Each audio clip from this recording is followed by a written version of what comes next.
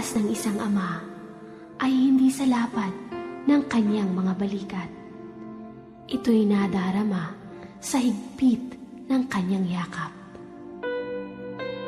Ang lakas ng isang ama ay hindi sa lagom at lakas ng kanyang boses, kundi sa marahan niyang tinig.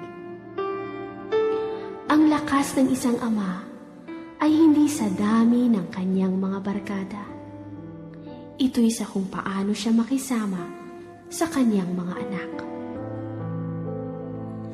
Ang lakas ng isang ama ay hindi sa kung paano siya tinitingala ng kanyang mga kaopisina.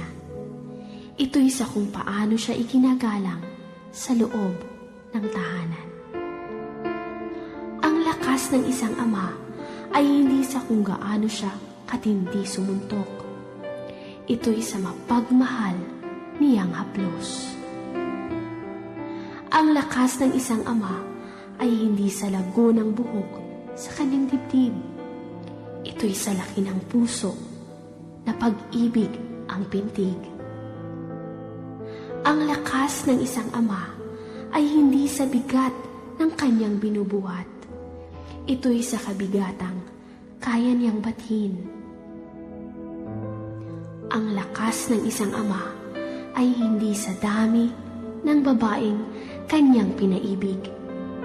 Ito'y kung gaano siya katapat, magmahal sa kanyang nag-iisang kabiyak.